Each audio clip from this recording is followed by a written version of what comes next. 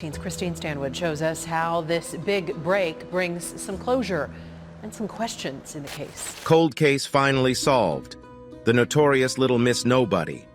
How is it that nobody knew this child for more than 60 years?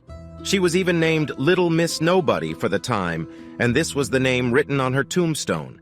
This horrific story is about a 4-year-old girl that was allegedly stalked and kidnapped now. If you haven't subscribed to this channel now and like this video. Many people speculate that Little Miss Nobody was abducted by a pedophile or pedophile gang and used for nefarious ends. The advanced state of decay made it impossible to determine whether or not she had been sexually molested before her death. Many people think it's strange that she has dyed her hair and painted her fingernails at such a young age. Therefore, they come to this conclusion. Many children, however, desire adult attributes in order to more closely resemble an older brother or parent. Her hair was colored, and her nails were painted to match the fetish of the pedophile who would utilize her, so the theory goes. Some further speculate that she had her hair and nails painted to make her appear older, either to match a fetish age or to conceal what they were up to by doing so. Another speculation was that the parents of Little Miss Nobody may have been an illegal immigrant who wasn't selected for the program, a bracero whose term had ended, or someone who was in the U.S. illegally and was deported to Mexico in an attempt to cross the border illegally once more. I think the latter is more likely, given the presence of hair dye. Perhaps her parents were attempting to make her appear more American in order to keep her from being deported back to Mexico. This explains the hair color. Also, illegal immigrant parents probably couldn't afford to buy their kids new shoes, so they made do with what they had. Adult flip-flops were modified to fit the tiny feet of Little Miss Nobody. Any adult would find the trip to America challenging, but for a young child it would be impossible. Hyperthermia, being hit by a car, being hit by a train, drowning in a river, being trapped between rocks, being bitten by a poisonous snake. There are 17 species of rattlesnakes in Arizona, including the deadly Mojave, and many other causes have claimed the lives of those attempting to cross the border. Simply put, she did not survive the trip. All these were theories in the scope of trying to find out who she was. Her case was eventually researched, and the investigators found a lot. Guadalupe Gallegos raised Gallegos and her 4 cousins, ages 5 to 15, in Alamogordo. Her daughter had 2 elder brothers and a grandmother. Her military father abandoned the family when Gallegos was young, and she never got to know him. Gallegos grew raised in a low-income household where her mother worked as a motel maid to make ends meet. The Gallegos family was close-knit despite the constraints of their limited resources. As a child, Sharon was said to be feisty and happy-go-lucky, and she relished running errands and hanging out with her siblings and friends in the immediate vicinity of their home. The child was lovingly known to her family as La Güera because of her pale skin compared to her siblings. Gallegos was abducted from the alley behind her Virginia Avenue house at around 3 p.m. on July 21, 1960, as she and her 2 cousins, aged 5 and 11, were playing. After Gallegos refused the couple's offer of candies and new clothes in exchange for riding with them, the female kidnapper stepped out of the car and took her by the arm into a dirty old green car, which police believe was a dark green 1951 or 1952 Dodge or Plymouth sedan. There were eyewitness descriptions of a short, heavy-set woman in her 30s with dirty blonde hair and a fair, skinny white male with a long nose and straight sandy-colored hair.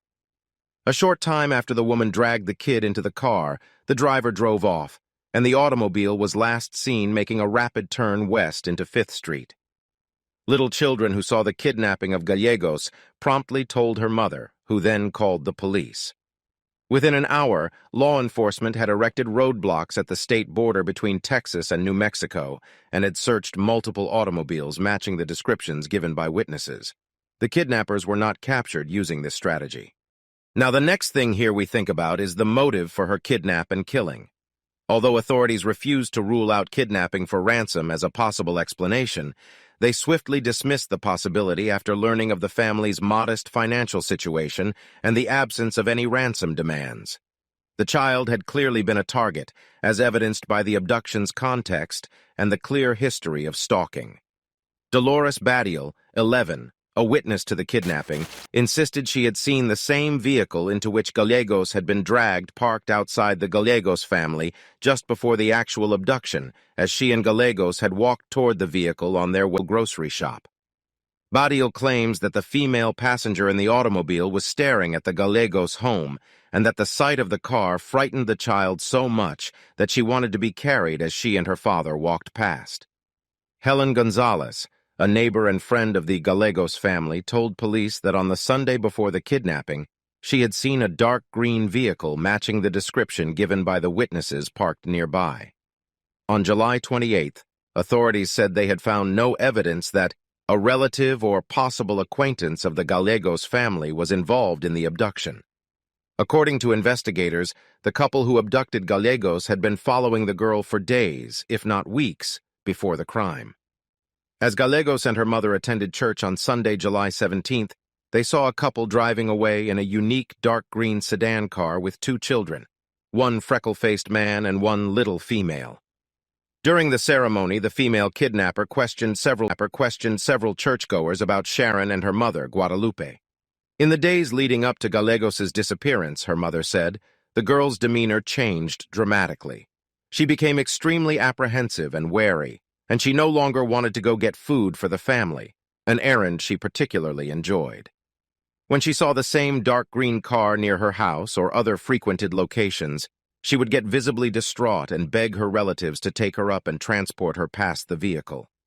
The abductor, a woman, is believed to have approached a neighbor on or around July 19th to ask about Gallegos' mother, her real residence, and her children, specifically whether she had a little girl. The number of children she had and her present financial condition were also topics of inquiry about Gallegos' mother. The woman then told the neighbor that she was interested in giving Gallegos' mother a job and that this was why she had asked about the family's existing living arrangements. Gallegos was 5 years old and missing for 2 months before her birthday. She stood at a modest 110 centimeters, 3 feet 6 inches, and boasted a pixie cut of light brown hair. Her final known outfit included pink shorts and white sneakers. Over the years, detectives had looked at previous newspaper articles to try to determine if the bones found in Arizona were related to the missing child from New Mexico. There was some conjecture that the girl recovered in the woods and the missing Sharon Gallegos were the same person, according to the Arizona Republic on August 8, 1960. However, the Arizona youngster was considered to be older than 4 at the time. Investigators said they were unable to conclude that Sharon Lee Gallegos was the kid whose remains were found in Arizona because too many factors did not line up. These factors included clothing, dates, and footprint comparisons. In a 1960 coroner's report, the Arizona girl was listed as an unidentified female child, and Jane Yavapai Doe appeared on missing child posters. DNA technology has advanced to the point that detectives claim they have linked Little Miss Nobody to the New Mexico case. Authorities say they have notified Sharon's family members now that her remains have been identified. At the press conference, Ray Chavez, the victim's nephew, claimed he had always heard stories about his mother's lost sister, who he described as feisty. However, it was really comforting to know others were still looking, he said. It hasn't fully sunk in yet. There have been no publicized suspects in her murder. Prescott, a city in west-central Arizona with a population of around 45,000, was shaken by the terrible mystery. Even the culprits weren't found. They found closure as they were able to identify the girl and use her real name. Don't forget to give this video a like and subscribe to this channel.